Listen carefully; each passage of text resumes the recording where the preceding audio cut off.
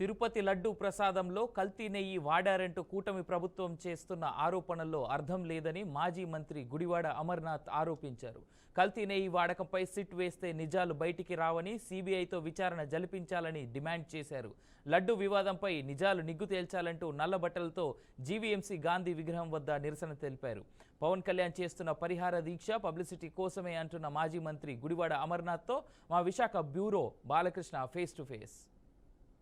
తిరుపతిలో లడ్డు తయారీలో వాడే నెయ్యిపై సిట్టు కాదు సీబీఐ విచారణ జరిపించాలంటూ కూడా మాజీ మంత్రి అమర్నాథ్ గారు డిమాండ్ చేస్తున్నారు. అయితే దానికి సంబంధించి పూర్తి వివరాలను ఆయన మాటలో వినే ప్రయత్నం చేద్దాం. సార్ చెప్పండి, ప్రధానంగా చూసుకుంటే సిట్ ఎందుకు వద్దంటున్నారు, సీబీఐ ఎందుకు కావాలంటున్నారు? సిట్ ఏ రకంగా సిట్ అనేటువంటిది రాష్ట్ర ప్రభుత్వం అండర్లో రాష్ట్రంలో ఉన్నటువంటి పోలీసు అధికారులు చేయించేటువంటిది.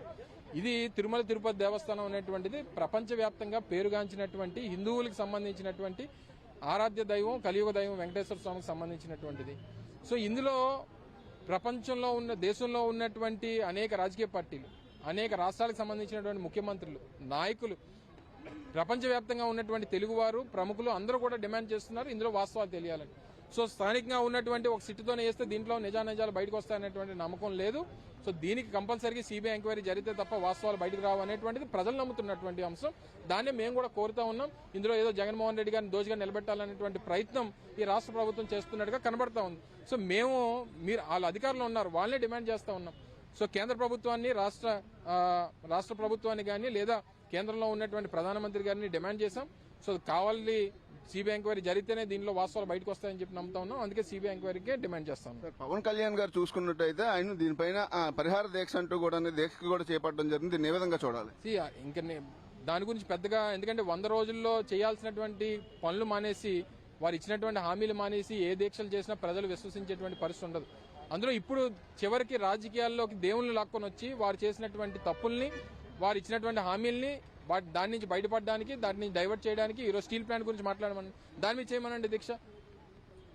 ఈరోజు విశాఖపట్నం స్టీల్ ప్లాంట్ ప్రైవేటీకరణ ఆపుతామని చెప్పారు, ఓట్లేయమని చెప్పారు, 90,000 మెజారిటీ ఇచ్చారు. చేయమనండి, దాని మీద వచ్చి దీక్ష చేయమని ప్రైవేటీకరణ వ్యతిరేకంగా. అంతే తప్ప మీరు ఏదో డైవర్షన్ పాలిటిక్స్ చేసి ఇటువంటి దీక్షలు చేస్తే ప్రజలు నమ్మరు అనేటువంటిది మా ఆలోచన.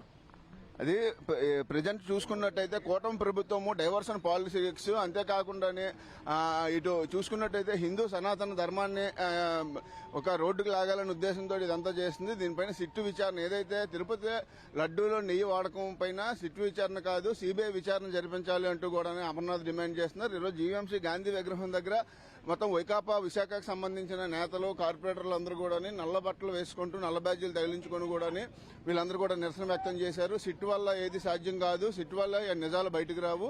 ఇటు కేంద్ర ప్రభుత్వాన్ని, రాష్ట్ర ప్రభుత్వాన్ని డిమాండ్ చేస్తున్నాము, మాకు సీబీఐ విచారణ కావాలని చెప్తున్నాం. అంతేకాకుండా పవన్ కళ్యాణ్ చేసిన పరిహార దీక్ష వల్ల ఒరిగేదేం లేదు.